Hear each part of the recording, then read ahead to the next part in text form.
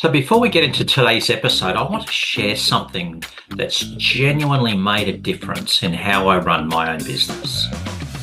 Now, for years, I organised my business using a paper diary, and that worked until one day it didn't work. Then in 2020, I discovered Squeegee app, an app that has been designed by window cleaners for window cleaners. Squeegee app has been a lifesaver. So if you're ready to work smarter, grab Squeegee app using my discount code that you'll find in the show description below. It's what I use every day in McRae's window cleaning here in Australia. Well, welcome back everyone to the Window Pro podcast, and today in part 2 of Women Who Are Crushing the Window Cleaning Industry, I'm interviewing Sarah Stock from Women Washing Windows, and Sarah's based on the Central Coast of New South Wales. Hey Sarah, welcome to the podcast. Hey Duncan, thanks. Great to be here. Now Sarah, how did you get into this industry that, dare I say, for decades has been male dominated? What got you started into the game? I'll try and keep this one short because it can go on, but just by chance. So I was working at Channel 9 Studios at the time, and one of the guys I was working with was doing a bit of window cleaning on the side for an English mate. And his mate went back to England, left him all the gear and some clients on the northern beaches. But Neil didn't have a ute, and I did. So he just approached me and said, hey, do you want to do windows when we're not at 9? We'll go halves. You got the ute, I got the gear. And I was like, sounds good. And we did that for probably about 6 months, just, a few jobs a month. And I absolutely loved it. I would climbing like a little kid, always up a tree. And now as a big kid, up on roofs, up ladders, climbing, and just being outdoors. So I really found my mold in it. And then when he left, after about 6 months, he went to Melbourne. And I just thought, well, can't be that hard to start a business. So I just started handing out flyers locally in Gladesville at the time where I lived, and just picked up a few jobs here and there. And it's probably I've been doing it 17 years. And for the first, I would say, 5 years, it was just a casual side job. And I traveled Australia with it and learning about farming and sustainability, which has been my big passion. And it funded my whole trip around Australia doing that, and worked with a builder for a while up in Maitland, and then just had heaps of clients coming from requesting window cleaning from Sydney. And I couldn't really figure out why the sudden intense urge was coming from there, but because I hadn't been in Sydney for a while. And then I realized it was the start of the Facebook mums groups, which was a huge movement back in that time. North Shore mums groups, for starters, it was huge. If you messed with a North Shore mum, they would name and shame you and you'd be thrown into the dirt. But if you were good at what you did, they would rave about you, and that's what was happening. So these mums groups, a few of my clients from the past years were joining them, and they don't talk about anything motherly, really. It's what coffee machine, who's your tradie, and yeah, it just went from there. And I decided to move to the coast because I really don't want to ever be back in Sydney. It's too intense. But so what were you doing? What were you doing before Neil got you into window cleaning? Did you say you're working for 9? I was working at Channel 9 Studios, just on the Sydney production shows. Yeah. I was there for about 2 years. Great, fun job. But look, to be honest, I'm a jack of all trades, master of none. Possibly nearly a master of window cleaning, but I don't think ever truly a master. But it's the longest thing I've been doing my whole life. But I've always liked learning life skills. So I worked with builders. I harvested around Australia and chased them in drivers, and you name it, I've probably done it. But yeah, I was just doing a little bit of work at Channel 9 between travel and learning stuff. Yeah. So if you were doing stuff in Maitland in the last 15 or 16 years, we may have crossed paths when I had my business in Newcastle. Possibly. I did have the window business up there, but I was mostly working with the builder and then a little bit of like cafe work and stuff. I'd only do like the odd window job here and there. Yeah. So I wasn't as big back then. Yeah, fair enough. Yeah, I got out of Newcastle in 2015. Yeah. So, yeah. Now, what do you enjoy about the window cleaning industry? What's not to enjoy, mate? I absolutely love it. I say it's probably a daily thing where with clients or even anyone who asks about it, I never wake up and think, oh, I got to go to work. Like I absolutely love what I do.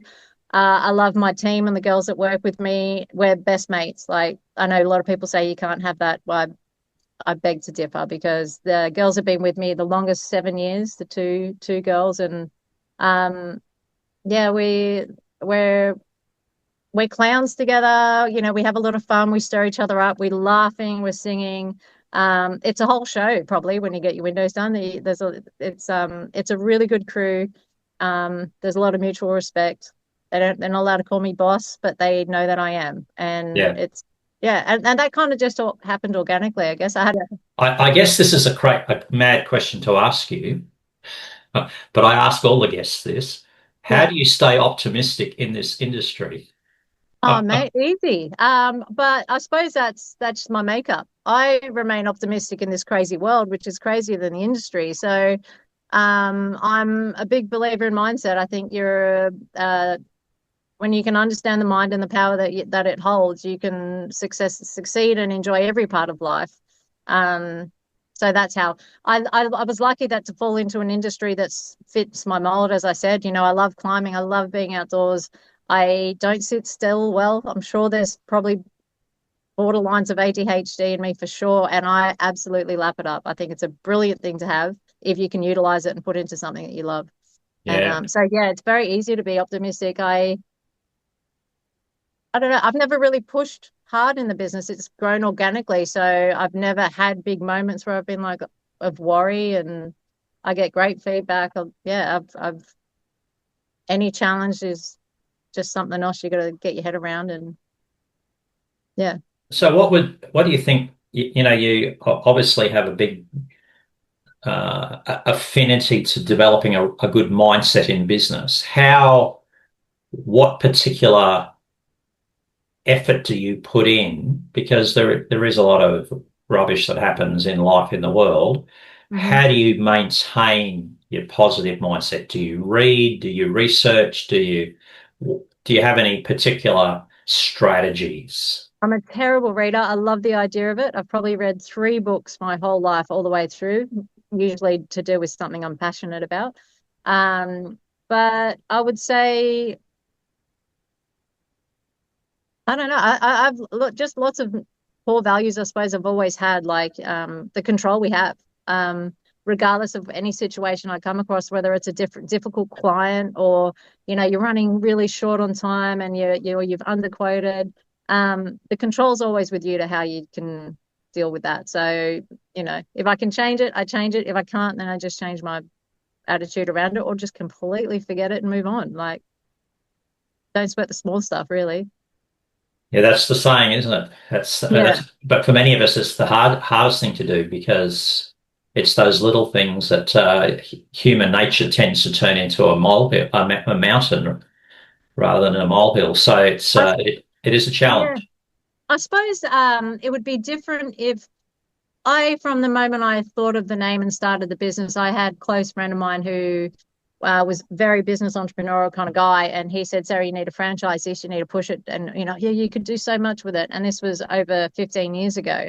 Uh, and I never did. I let it grow organically. And I just like that. And I think that's probably why it's easy to remain optimistic because I've never put myself in a pressure tube trying to grow it too quick. And I have I believe, a very healthy work-life balance. And so, yeah, I don't, I'm my own boss. I have the control. So, yeah, I think that's a huge part too. If I pictured myself in a pushing it too far, too fast, with the stresses that come with that, having lots of staff and scheduling and all of that, I'm sure there would be a lot more moments that I would probably struggle with also.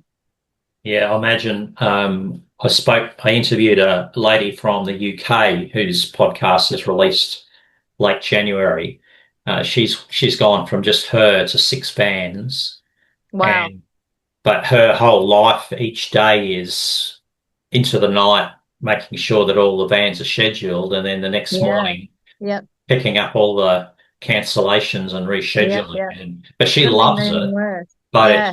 there is a lot of element of stress with that. I So think it's the certain people are made for that and certain people aren't. I definitely am not. I'm I'm still, I run two cars now and I have a team of three permanents and then three casuals, and that's fine. I'm managing that pretty well, but yeah, I think you're either made for that or yeah, I would delegate that to someone else, that's for sure. yeah. So you use the word delegate. Do you outsource different jobs like pressure washing? Or do you do the whole thing? I do the whole thing. I used to do a lot more than windows. I used to do a bit of gutter cleaning as well. Started peeking into the pressure cleaning, but then um, two things happened. One, I got enough work with windows, and it just there was too many, like with pressure cleaners breaking down last minute, and that kind of leaves you in the middle of nowhere. Um, so I let go of that. Gutter work, it was great, but it's also I'm in my 40s now, so I'm not really that keen to be hanging off the edges of roofs. So I let that go too. But no, I don't really outsource anything. I just this last probably 4 months have started getting someone to help with answering phone calls and doing some of that, which was difficult, but very, very much liking the free time that's freed up because that was getting a bit much. So that I guess, Sarah, brings me to the question about niching, because that's the business buzzword around today, is to niche or follow your passion, blah blah blah. Um, from what you're saying there, you just niche down into Windows alone. Is that correct? Would that be a correct Yeah, assumption? yeah, definitely. So, I mean, I do the odd fly screen repair and I do solar panel cleaning because I got a water fed pole and I'm up on roofs all the time. So, and it's an easy upsell. So, but it's predominantly window cleaning and then, full balustrades and the obvious stuff that Yes, yes, you would throw in. Yeah. yeah. But basically, it's glass. It's glass, anything to do with windows. Yeah. Yeah, Yeah. yeah. Technology, like you've got. I'm looking here at. I've got your website here open. So everyone, that should be on the screen there. So we've got, you know, Don't judge me on this, Duncan. I haven't no, opened no, this for no, years. no. Like just you've got the a very simple but clear layout as to what you do, how to get in contact with you, etc. And you're Mhm. using Squarespace to build your window cleaning with your website. How do you go? What other technology do you use? Recommend? What makes your business more streamlined? Do you have anything particular? I don't, to be honest, the website, as I said, I haven't been on there for years. It could always do with an update, but it's never been urgent enough to do so. I get enough work and ranked not too bad on Google anyway and things like that. But um, social media, probably Facebook and Instagram are the only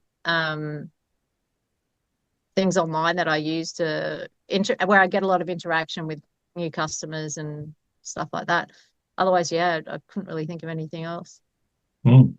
Do you have particular software to? Yeah, I use the customer factor. That's amazing. Absolutely. And I don't even use it. I probably use 1/100th of what that software can do. I use it very basic. I use it very basically. There's a lot more I can do with it. It's just trying to get my head around, like even follow up messages and to remind people they're due for a clean is something that I know would generate a lot of work, but it was just trying to get my head around how to set it up and things like that. So there's a lot in the customer factor that it can do that I'm not even touching, but it's a great tool. Okay, I Yeah. don't think I've seen that. So that's this one here. Yeah, it's American based.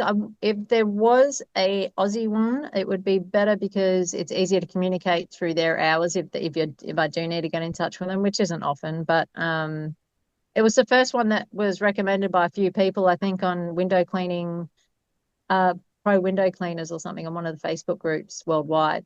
Had lots of good reviews, so I gave it a go. And then it's like anything, once you commit and you got all your stuff in there, you kind of stay in there. It's hard, isn't it? Yeah, Yes. Yes, I've spent the last 7 or 8 years researching Australian-based software like Tratify and, you know, ServiceMate and stuff like that, plus all of the American CRMs. And I settled on a UK one, Squeegee app, which is probably does a similar thing to the customer factor. And yeah. so I've used that now for 5 years. Do you find that, like you said, you probably need to use more of it? Is there anything holding you back from using more of that type of software? The only thing holding back is myself and the like. I mean, I do not enjoy being on a computer at all. So that's something else that I would probably get someone else to outsource to do, because it's, yeah, I don't have the patience for computers. So Fair that's enough. really the only thing holding me back. But I do know there's a lot more that software can do, which it is on my to-do list this year. So yeah, Yeah, very good. Very good. yeah. So marketing, I guess you're using social media to market, or do you have, Yeah, sort yes and no. As I said, I let it grow organically. So I've never put much into marketing aside from when I moved to the Central Coast, I wrapped my first vehicle, and that was the best thing I've ever done. yeah, it is. Yeah, and they did a great job. And the word women, so big on a vehicle. Uh, I think it's like the word free. It's a very gravitating word. So people instantly like, what women, what? And then the whole title says what we do. So, um, I we get, even just driving in the car, you get people pull up next to you giving you a big thumbs up and stuff. So the cars are great. Having two on the road definitely makes a difference when you pull up into a house, whether you're on the road. Like I'm constantly getting asked for quotes just from the vehicles alone. Yeah. And social media, I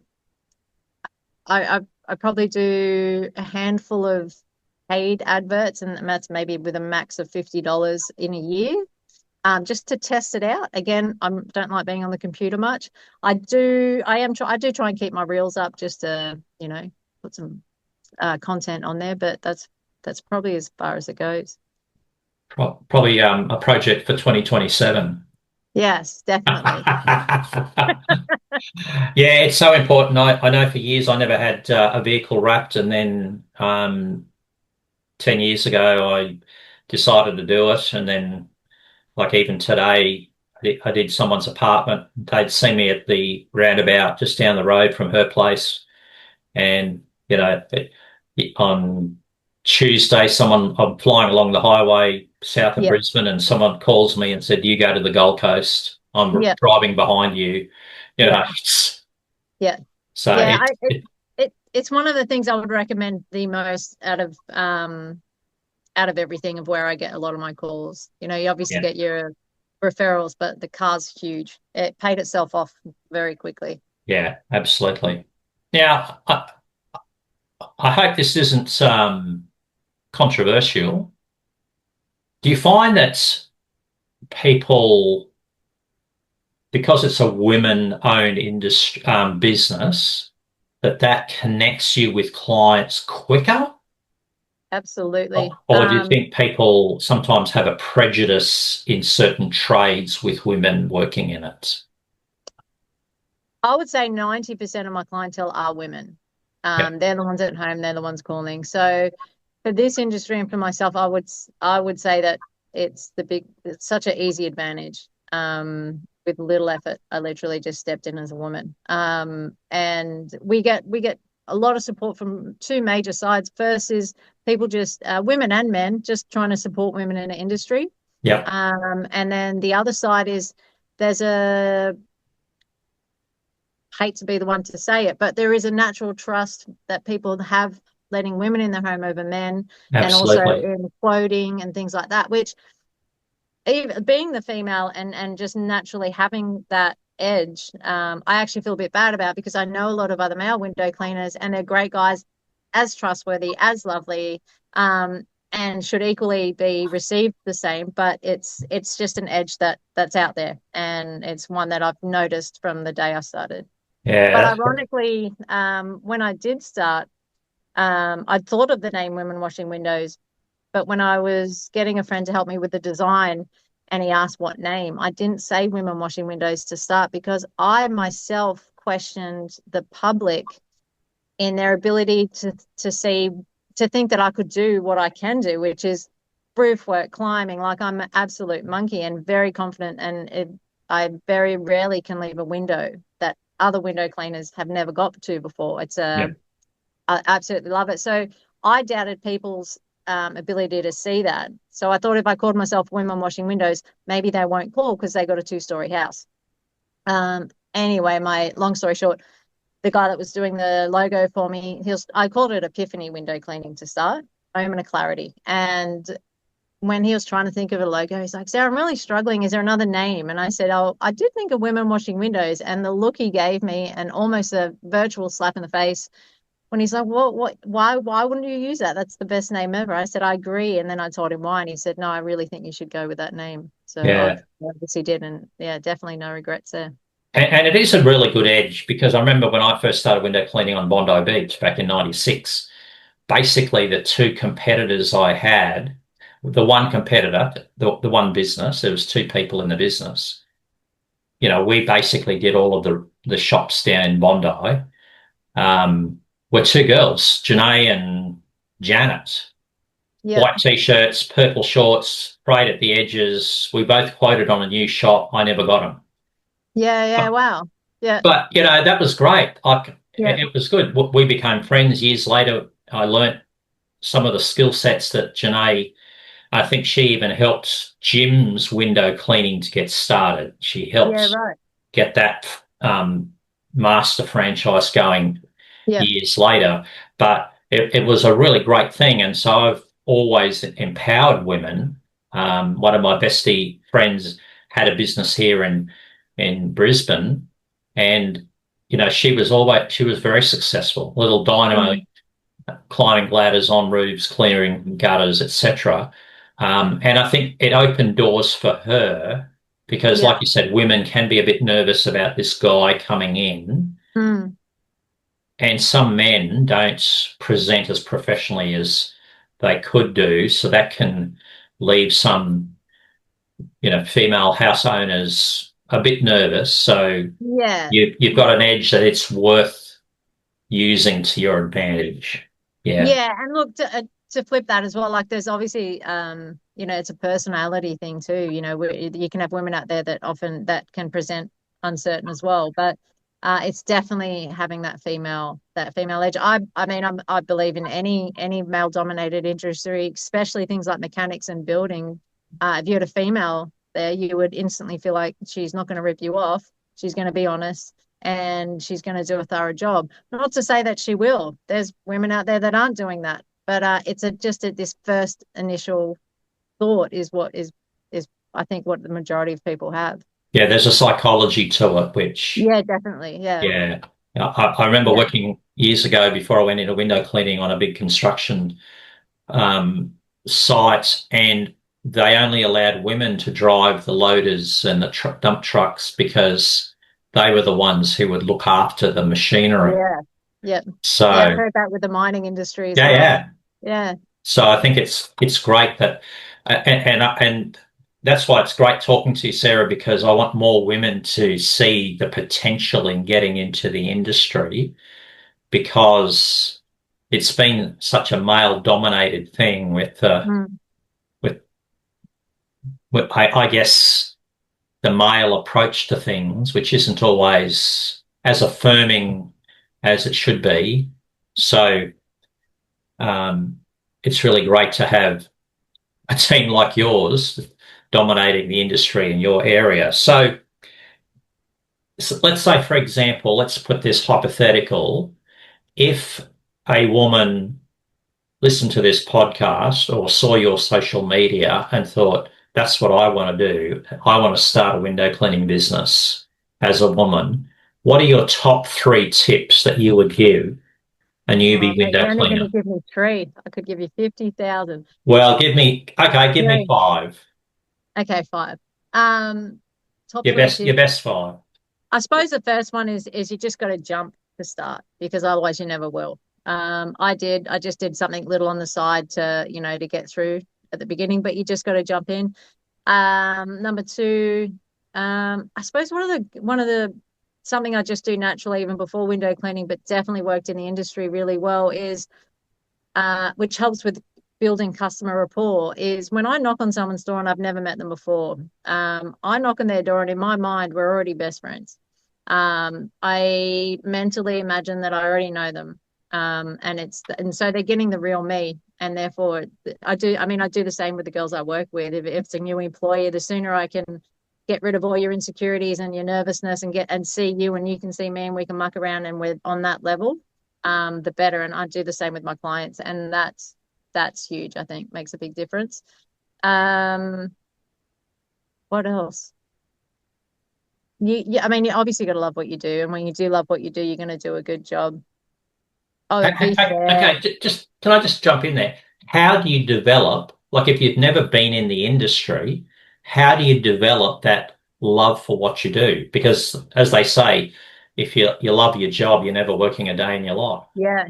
Well, I suppose you got to fit your mold. So if it's either is or isn't going to be what you love. And if you get into the game and you realize it's not, and you don't like being outdoors on hot weather, and you don't like the cold, and you don't like climbing, well, you're in the wrong game. Try an office job. But if those things do tick, yeah, like I don't really feel like you got to build. You just know you either it's going to click or it's not going to click. Yeah. Yeah, you just got to be honest with yourself. And if there's things you can change to make it click, awesome. Think outside the box a bit. But if you can't, yeah, do something else for sure. Life's too short. Yeah, don't stay in it just because you've started. Get out of it if you No, aren't liking it. yeah, and that I suppose is another thing is you have to. Um, I have a very generous heart, and so when I quote, especially being in the position I am now, I quote really well, and I'm above a lot of averages because I know my quality and I know like the work that we do and the ability. But in saying that, there's a little old lady down the road that really can't afford it. It's a little bit of a Robin Hood. Do you know what I mean? I suppose you give back to the ones that can't and community stuff, I guess. But Oh, yeah, yeah. yeah. Would, do you have any favorite tool tips, best tools? How soon should someone who's started a business go into water-fed window cleaning? Man, well, look, it took me a long time to get into waterfed. I was the biggest skeptic. But I suppose that's my ability. I love climbing. My belief is if I couldn't get a hand to it, I'm never going to do the job that I could if I did get my hand to the glass. So, it took me a long time, and it was Peter that convinced me to give it a go. And I love the machine. I think it's amazing, and I use it not often, not often. I still don't, I didn't start using it till I think I got maybe 3 years ago, 4 years Yeah, ago. yeah, So yeah. not that long, mate. Yeah, not even maybe. But yeah, I think you should always learn the hand, walk your way through it. Like if you want to jump straight up to the top, you're gonna miss the runs on the way back down. So yeah, I would give it time when you've mastered the traditional. Um, but I suppose it depends. A lot of people don't have the confidence in climbing and it's a tool around it. A lot of people just pump through the jobs with Yes. window cleaning. Yeah. So that's really interesting. You said really master the traditional. That's been a big thing that a number of my guests have highlighted that I'm a strong believer in. That, yeah, you might have to climb up a ladder to do that window, but master traditional. Why do Yeah. you think that is so important? Um, there's just so much involved in it. Like to get that real quality finish. And I mean, I suppose, you've been doing it this long, it doesn't seem that hard at all. But it's those little things you learn along the way, like gosh, I started off cleaning louvers with those little louver scissor things, and then I realized that's the slowest thing ever. I started cleaning square windows with little mini squeegees, and I was like, that's the slowest thing ever. It's so much easier to just use spray on those. So there's so many different things you learn along the way that yeah, you won't learn if you're just blasting around with water fed. And look, as I said, I've only had it a few years and I do not use it all the time. So again, it's a tool that probably has well more ability than I've even learnt yet. I'm very new into it, but while I am blown away by the result it can achieve, especially on large glass without little frames, I'm very skeptical on using them on like H frames or little metal square windows. But um, yeah, look, there's a place for them, but it's a very small percentage of what I use them. Yeah, and the Central Coast has like I guess this would be the same. You work around Lake Macquarie a bit, as I used to do. The quality of water that you're starting with Yeah. is much better than most places around Australia. I think your TDS would be under 100 around the Yeah, I Central mean, Coast. unless you're going rural, I do live like I'm rural myself, and there's yeah, then you hate having to bring a water fed pole out there anyway because you're having Yeah, to change everything. But yeah. yeah, And so for people who get started, they're starting from a not a challenging foundation, but having traditional under your belt, all of those skills, different styles of squeegee, different types of glass, yeah, etc. yeah, Very, very absolutely. important for people getting started. Yeah, So you and said you like got good. 50 tips. I've only had three. I know, right? I caught myself up, but they're all in there. Like a good I'm very when it comes to efficiency, I'm my father's daughter. Everything has to be efficient in place, and a good truck setup is amazing. And having things in order, like the girls know where everything is, I know where everything is. Everything goes back where it's meant to be at the end of the day. Everything's kept neat and clean, and um, like little extras, like even like our belt setup. It's kind of basic, but you have everything there ready to reach, and Yeah, I what saw that else? on socials a couple of months ago with your walkie-talkie at the back and your Yeah, bucket on this walkie-talkies, side. And brilliant. I mean, they're brilliant. We got into them I mean, who doesn't love a good walkie-talkie? You never grow out of that. And we still enjoy it. Like we muck around on them all the time. But they're so handy. If I'm up on a roof or something and I need someone to quickly pop a fly screen that they haven't done or whatever it is, to be able to just communicate. And we do big contract jobs too, where, we're so far away on different sites that, it's very, very handy to have in a team. yes, so Yeah. quite a Um, few. I also got recently upgraded to the Bailey ladder with the self-level legs already on there. Yeah. I used to have one that you had to fit yourself, and it was good, but the extension bit was heavy and it was just awkward. But their new ladder, I highly recommend, mate. That thing, the amount of times I've put that ladder in positions where I shouldn't and climbed where I shouldn't because you just couldn't get it level properly and you didn't want to go grab the extension and things like that. Where these ladders are fantastic. Highly recommend those. Worth the investment if you're starting out. That's why you need water fed, so you Well, don't have to that's put why the you need ladder water fed. Yeah. up. No, I'll get that ladder up instead. Yes, I before we had ladder levelers in Australia, I brought a pair in for myself and a pair in for a mate of mine, Mark, up there in Newcastle, and we retrofitted them to our Bailey ladder, Yeah. and that was very helpful. Yeah. But it's essential if you're going extension that those are on. Yeah. Or there are um, other products that will steady it near the gutter, and just having all of that ladder safety is important. So Mm. yeah, absolutely. Yeah. So that's been a fascinating chat, Sarah. You've got quite a passion or enthusiasm for the industry, which is really encouraging. I find that very inspiring that It's a someone great has, industry. Yeah. yeah, that there are people who do it, it's just a job to them rather than a career, a business plan, a direction. Mm. And there's so much about window cleaning that you can get enthusiastic about. Mm. And it reminds me of a motto I lived by for many years. Enthusiasm is not a random mood, but it's a matter of choice. And that was a mantra that was on my socials for many Yep. years. So when we learn the skills, we can really have an enthusiasm, and it's infectious. Our clients see that that's how we are. I can see that that's how you are, and that helps business to grow. So it's Yeah.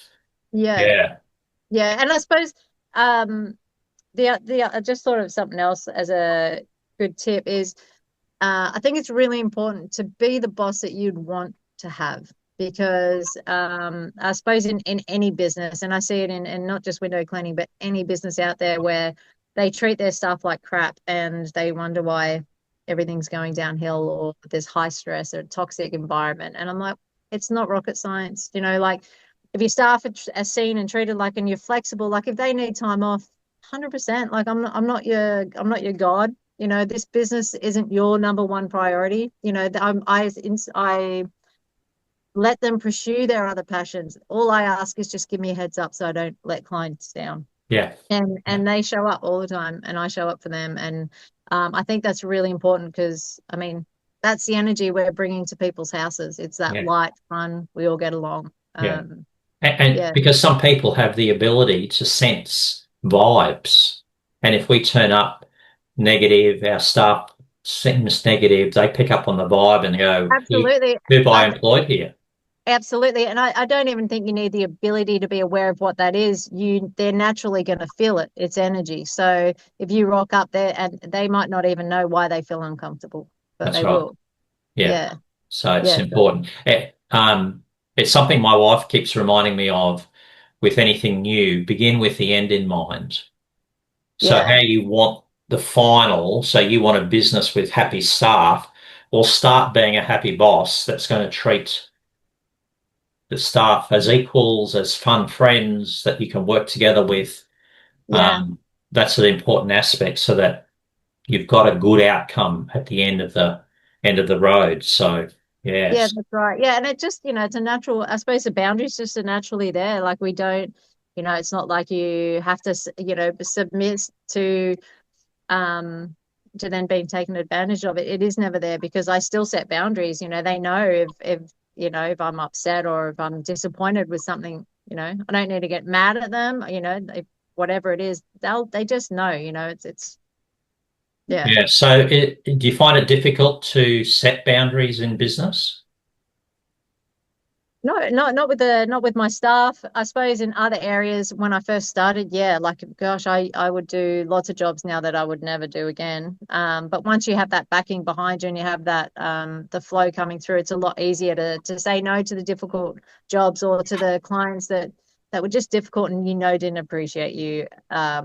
as well as they should have, and things like that. So no, yeah, as you become more established, sure, it's a lot easier to set those boundaries. And I suppose work boundaries, just quickly, one story, one of the clients I used to clean windows for, I think he was a plumber or some trade, and he was saying how he started small as well, and then next minute he ended up in diesel mechanics or something, and it just went nuts, and he's so busy he never gets to enjoy his home and all that. And he said at the end of it, he just sold up and went back to just running his business with one guy, because um it just got too big too fast, and you forget why you're working, which is to live a good life. And we sacrifice the life to make the good business to live the good life. So it doesn't work. And I suppose that's something that I've always been conscious of. Like I don't overvalue this business over my own time and life and things like that. So for an example, today I had a massive job cancel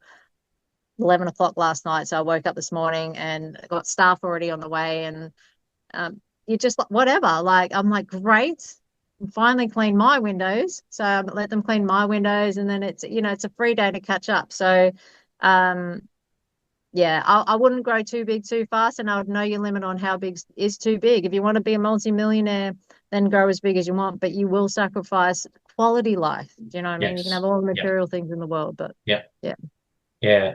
Great advice, Sarah. Great Yeah. advice. I'm sure people listening will take some of those things on board. So it's been great chatting today. Thank you very much for joining the podcast. And No worries. I No. look forward to watching on socials the different things that you're doing. And I hope you Yeah. continue to have the same buzz and enthusiasm about window cleaning as you currently do. I And sure will. all I can say is I wish you all the best for women washing windows in New South Wales. Thanks, Duncan. Appreciate it.